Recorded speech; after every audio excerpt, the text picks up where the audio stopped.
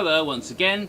This is, of course, part 3 of my Horror Nights history concerning the event of Halloween Horror Nights 10 from the year 2000, the year that introduced us to Jack the Clown. And I was beginning my discussion of the haunted houses that year with Anxiety in 3D. This house was presented in one of the sound stages. This is one of those houses that, as I had explained in the previous video, where my memory kind of fails me. I went through the house at least 3 times that year, and possibly more, but it's not very clear. My memory bleeds into other houses that use the 3D effect, and I really don't recall precisely what they had in the house with the 3D effect very well. But they did also use the Bungie characters again, but it wasn't set up for movies as Universal's Creature Features was the previous year. This one, it seems to me, used some of those same distortion sort of effects to some degree, the sort of disorienting effects, along with the 3D. The 3D itself is disorienting enough, and I think focused on things that were expected to cause fear and panic in people, various phobias and nightmares and horrors that would, of course every haunted house is playing on your fears, but I think that had some of that in it. Again, it's one that's just not that clear in my mind, and if anyone can recall the house more clearly than me, please, by all means, put a message or a comment about the house to help, because that would be highly appreciated. Alright, let's go on to the next house, Total Chaos. This one I remember a bit more. Total Chaos was one of the first houses, I think, maybe the very first house, to play on the whole alien concept. The idea of an alien from outer space coming to, and the whole Roswell type of Hangar 51 type of concept. And this one, the alien is this horrible, gigantic, freakish, mutating thing. And in a way, it kind of resembled, to some way, a more grotesque and brutal version of, say, The Thing from Another World in Howard Hawks' famous 1950s, but sort of mutated, bald and like pustules and things. Horrible creature from outer space. And there were... And so you have some of this government facility where they had kept the creature and it got loose, but it also had some interesting funhouse elements as well.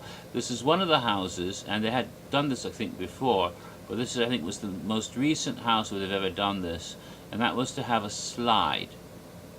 That's right, they used to have a slide. It would be a circular tube, and you would go in from a higher level, because in those days they had more split-level houses. They would continue to do that, I think, until 2004, where they would have houses with a higher level. And you'd go up, and you would slide down a slide, and in the slide were a bunch of balls. Insert naughty joke here. Almost like one of those things in those little kid things and those... like Chuck E. Cheese, but of course the balls were made to look horrible with eyes or whatever, alien eggs. And you would slide down that to go into a place where the thing would attack you, the creature, the alien. And that's one of the most memorable things from Total Chaos to me, is that slide. What was interesting though is that as the event went on, people sliding down the slide, and, all the people going through the house sliding on a slide, eventually you get an odor from human sweat and other whatever bacteria might build up in there, and so eventually the slide started to smell really bad, like feet or something, or very good cheese, whatever. But it's not exactly a pleasant smell. Now, of course, smells and odors are now actually used at Halloween Horror Nights, and there's some really the disgusting odor that smells like dead things in Hades, which I kind of enjoy. It fits. But it's like every time you go, ugh, that's bad. But this time it was unintended consequences. They didn't intend for the slide in Total Chaos to reek, but it did of its own accord after it had been used a lot. So that's just something that, to me, is an amusing anecdote about that house. Of course, in later years, they would continue the alien concept a little bit. Of course, classic houses like The Thing and Interstellar Terror, but especially and even Creatures to some degree, with the idea of aliens coming from outer space. But it's an idea that hasn't always worked well at Universal's Halloween Horror Nights, so they haven't done it that often. But this was the time they started that, to my knowledge. The first time they really had that sort of raw. I mean, they had an X-Files room, I believe, in one of the. I'm pretty sure in one of the previous years, but this was like the whole house was sort of X-Files in a way, because it was set in that whole world of government cover-up of an alien landing and sort of thing. Okay, the next house was Jack's house. Again, this started the idea that an icon would have his own house, although in 2000 it was almost redundant because Jack wasn't just in his own house, he was damn near everywhere. You couldn't get away from Jack anywhere in the park that year. He was omnipresent, like some sort of evil god of chaos, which it turns out he actually is, sort of. So the Fear House, it was presented in the Nazermans area, located, of course, where we now have a Starbucks and a Ben & Jerry's, taking up a lot of that space, but where, to some degree, where the alleyway where you're now getting attacked by, nice young shirtless men dressed in leather aprons with glow-in-the-dark goggles and blades, as you're escaping from the chainsaws on either side, and it's all wet in that area. That's Sting Alley. That's what's happening there right now. But in Sting Alley, you would go into the house through there and enter into the Nazermans area and go into Jack's Fear House. It was called the Fear House, and it's presented as a carnival fun house, and you would enter through a facade that was the face of a clown with its mouth open, and you would sort of enter into the mouth of this evil Jack-like clown, and it was said, the Fun House, because that's what it was. Woohoo! But unlike a fun house, the word fun had been slashed out with bloody letters that said fear, as if somebody decided to cross out fun and write fear over it in human blood. And you would go in there, and it was an evil fun house. Now, we've had Jack's Fun Houses in more recent years, but this one was more evil, more twisted, more disembodied corpses and things lying about, as well as happy sadistic, psychotic clowns jumping out and scaring you, a whole bunch of clowns. And of course the centerpiece, the piece de resistance room, was where you actually saw the Jack-in-the-Box, because they had that whole brilliant backstory which I covered in the previous video about Jack. Go back and watch that, the one in Clownovision. I'm really proud of that one, really. But go back and again, you get the whole backstory about Oddfellow and the murder and everything that went on with Jack. But in that box, of course, is where Jack would pop out, and that was the room, which sort of, and Jack the Clown was in that room, and so you're like, oh my God, he's here. Very well done, excellent house. Now, there was also some other stuff in that house. I'm pretty sure this was the same house, even though the clown was there. You also had a really creepy sort of room, which was like kind of white, and there were like whispers of dead children telling you either to go away or to come forward or something. Really eerie sort of room. I remember that. I think it was in the Fear House. It doesn't seem to fit any other room, but I remember that one from that year very specifically. Yes. Okay, Universal Classic Monster Mania was one of two houses that were set up in the Earthquake Q area. Again, they were doing two houses there in that time, and they could fit two whole houses into that Q area. Nowadays, Disaster Q area only holds one house, but bigger house? I don't know. You had two full houses there. The Classic Monster Mania was, again, very similar to the old Universal Museum of Horror, except it was cranked up a little bit in a way that would presage Dracula, Frankenstein, Wolfman houses of last year. But they started that, and indeed Roddy was really happy about this at the Fangoria convention, and he said, imagine Frankenstein's monster, but, built up to like the Incredible Hulk, Imagine Dracula, but with a mouth filled with razor blades.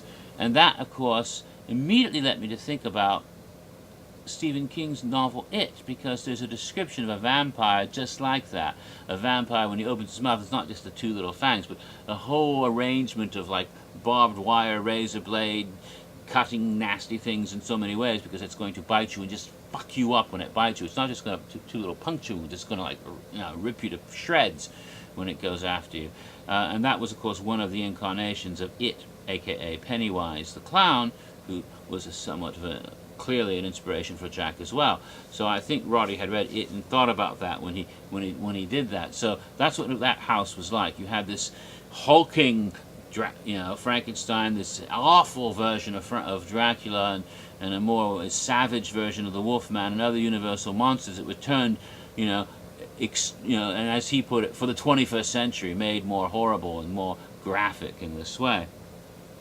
And then we come to what is one of my favorite houses of that year. It was done so brilliantly, and this was one of ways that the attractions at Universal were incorporated into the event in a way that they tried to do a little bit back in '92, and I think they put Darkman in King Kong that one year, and they did some stuff at E.T. kind of, and at Back to the Future a little bit, but they really didn't change the rides to make them horror attractions until this year. They had this experiment. That was part of the expansion of Halloween Horror Nights, so that when you go on the ride, you're not out of the event. Usually when you go on the ride, if you decide to ride a ride that night, oh yeah, I have some time, the lines are long, I'm going to go on a couple of rides. The ride is the same as it always is, and it's sort of like you're taken out of the event, and you're back at Universal on the daytime or something. But this time, you went on an attraction in the year 2000, and you were still in Halloween Horror Nights. You didn't get away. So if you went to Earthquake, when you went into Earthquake, you used to, of course, some of you may only have known Disaster because you may be too young to remember the original Earthquake. Used to be you'd have to sit down and watch a video with Charlton Heston, which would be so dated today. No wonder they took him out and replaced him with Christopher Walken, who is, what is this, Kincaid? I love the fact that when you walk out of Zombiegeddon, you see the poster of Disaster, with Kincaid there. Just Jack Kincaid or whatever it is. It just makes me laugh every time you come out of Zombiegeddon to see that, because it's a disaster. But again, an aside. Earthquake, then you'd see this boring thing with Charlton Heston. It was kind of boring, and you get a model of like what they had in the movie, and then you would go into a room which was similar to the show they have now with the stunts, and they get volunteers from the audience and put them doing silly things, and then you would go into the next one where you get on the tram, and the ride vehicle itself.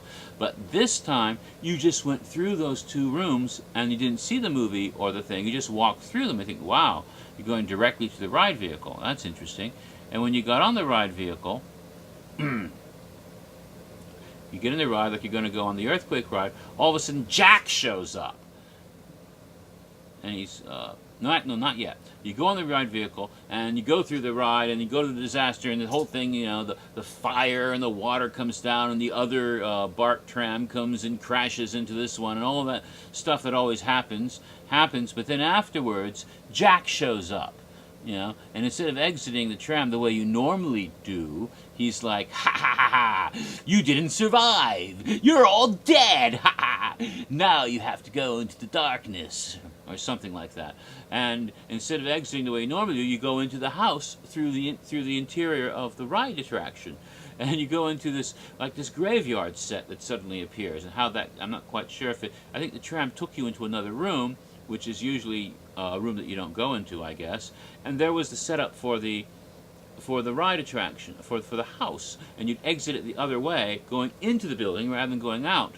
And as you're exiting, you go into this graveyard, and there's this big, there's a couple characters there already, like ghouls, and there's this mausoleum, and you go into the tomb, because you're dead now, and you have to go into the grave. And then as you go down in, you find yourself in hell, and you find yourself seeing all the levels of hell that might be described in Dante's Inferno, or something like that. What you expect hell to be like, in a way that's similar to Hades today, except Hades doesn't have as many sinners being tormented. It's more about the monsters.